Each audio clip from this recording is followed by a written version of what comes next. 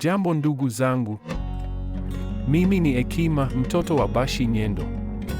Nimeamua kusimama na kuwa sauti ya mabadiliko, uongozi wenye maono na maendeleo ya kweli katika jamii yetu.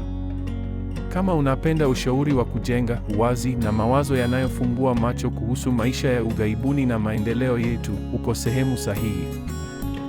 Kufuatilia zaidi mada hizi na mafundisho mengine ya kimkakati, hakikisha unafuata, subscribe, follow chaneli zangu zote za mitandao ya kijamii.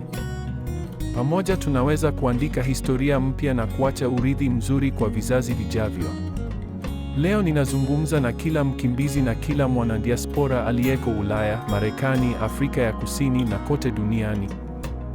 Watu wengi wanafikiri kuwa kutoka nyumbani na kufika kwenye nchi hizi za fursa ndiyo mwisho wa safari. Wanafikiri lengo kuu lilikuwa tu kufika Marekani au Ulaya. Lakini ukweli ni kwamba kufika hapa ni mwanzo tu wa safari mpya.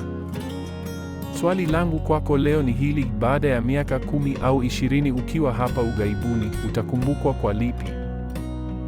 Je, utakuwa ni mtu aliyesaidia jamii yake kusonga mbele, au utakuwa sehemu ya mfumo wa mazoea? Leo nataka tuguse ukweli ambao wengi wanauogopa. Naomba utulie, usikilize video hii hadi mwisho, kisha ushirikishe na wengine. Asanteni sana kwa kunifuatilia. Sehemu yetu ya pili ipo njiani inakujia.